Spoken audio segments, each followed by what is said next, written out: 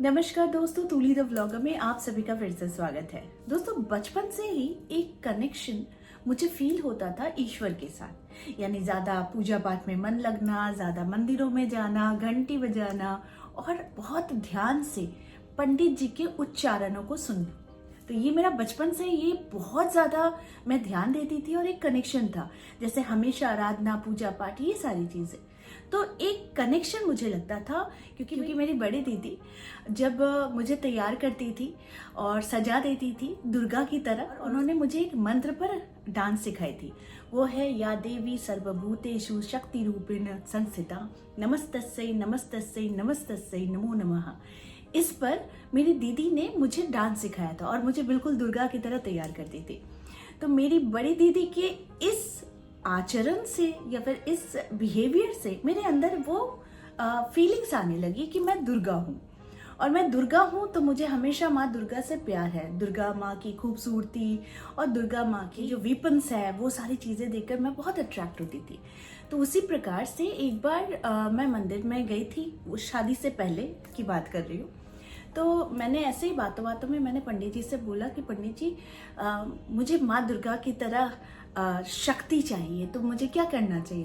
तो पंडित जी ने कहा कि आप भोले बाबा को खुश करो और भगवान हनुमान को खुश करो। तो मैंने बड़ा आश्चर्य होकर पूछा कि अच्छा, भगवान हनुमान को अगर खुश करेंगे तो माँ दुर्गा खुश हो जाएंगी।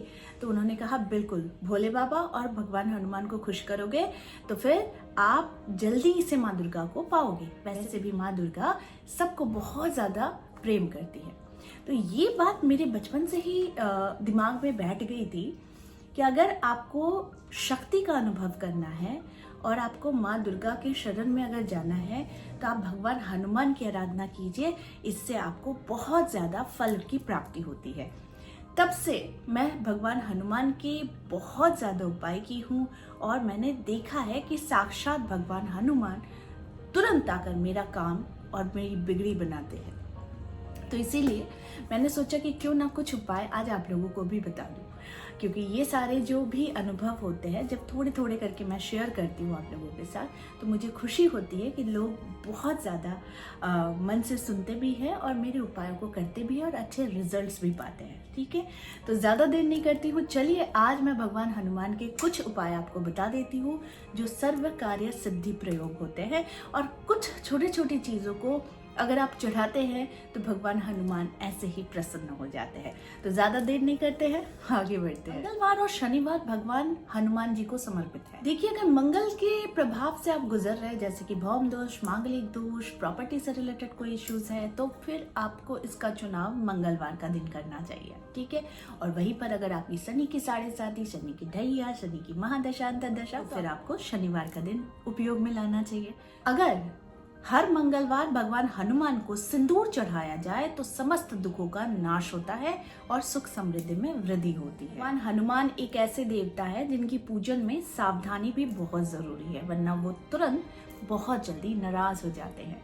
तो ऐसे में आपको मंगलवार के दिन किसी बरगद के पेड़ का पत्ता या तो आप क्षमा प्रार्थना कह के तोड़ कर लेकर आइए, अगर आपको गिरा मिले बरगद पेड़ के नीचे तो उसे उठा लाए और उसे अच्छे तरीके से गंगा जल से धोने के बाद आप उसमें राम लिखें और लिखने के बाद भगवान हनुमान को चढ़ाएं। ऐसा अगर आप करते हैं तो आपके हर बिगड़े कार्य जरूर बनते हैं और भगवान हनुमान प्रसन्न होते हैं। अगर हर मंगलवार भगवान हनुमान को आप पान का बीड़ा अगर भगवान हनुमान को चढ़ाते हैं तो रोजगार में वृद्धि होती है। आपके अगर जॉब नहीं लग रहे हैं, प्रॉब्लम्स आ रहे हैं जॉब में, तो आप पान का बीड़ा जरूर लगाइए, आपके कार्य जल्दी बनेंगे। अगर बहुत दिनों से कर्ज से जुड़ी हुई समस्याओं से आप गुजर रहे हैं या फिर कोई कार्य आपको बहुत जल्द पूर्ण करना है, तो हर मंगलवार भगवान हनुमान को गुलाब के फूलों की माला नहीं तो एक गुलाब का गुलदस्ता जरूर चढ़ाइए, इससे आपके हर कार्य जरूर बनेंगे। मंगलवार का एक छोटा सा उपाय और बता देती हूँ। मंगलवार के दिन अगर आप गुलाब के फूलों की माला के साथ अगर केवड़े का इत्र अगर आप चढ़ाते हैं और साथ में लाल वस्त्र धारण करते हैं और एक सिंदूर का चोला भी चढ़ा देते हैं, तो धन के सारे रास्ते खुल जाते हैं और आपके धन से जुड़ी हुई सारी समस्याएं जो है वो समाप्त हो जाती है। अगर आपको संतान से जुड़ी हुई समस्याएं, संतान नहीं हो रहा है, तो ऐसे में आप हर मंगलवार व्रत रखें, भगवान हनुमान को लड्डू का भोग चढ़ाए नहीं तो बूंदी का भोग चढ़ाए और उसके बाद आपको किसी भी मंदिर में जाकर सिर्फ एक दिया जलाकर आना है। ऐसा अगर आप करते हैं तो आपकी संतान की कामना पूर्ण होती है। यही कार्य आप अपनी शादी के लिए भी कर सकते हैं जिनकी शादी नहीं हो रही है। ऐसा अगर आप करते हैं तो आपको इन दोनों समस्याओं से मुक्ति जरूर मिल जाती है। भगवान हनुमान के मंदिर में जाकर अगर आप राम रक्षा स्तोत्र का पाठ करते हैं तो आपके सारे विघ्न, सारे बिगड़े कार्य बनने शुरू हो जाते हैं और साथ में आपके जीवन में रुका हुआ कोई भी कार्य जो दीर्घकालीन है वो भी शुरू हो जाता है। अंतिम उपाय जिससे आप भगवान हनुमान को बहुत ज्यादा प्रसन्न कर सकते हैं वो है सरसों तेल का दिया। अगर आप किसी भी हनुमान मंदिर में जाकर आप अगर सरसों तेल का दिया उन्हें दान करते हैं, नहीं तो किसी पीपल के वृक्ष के नीचे आप अगर उस दिए को जला देते हैं और अपनी सारी दुख कष्ट को दूर करने के लिए प्रार्थना करते हैं तो आपके सारे दुख और कष्ट दूर हो जाते हैं। तो ये थे कुछ उपाय भगवान हनुमान के जो आपको मंगलवार के दिन करना है।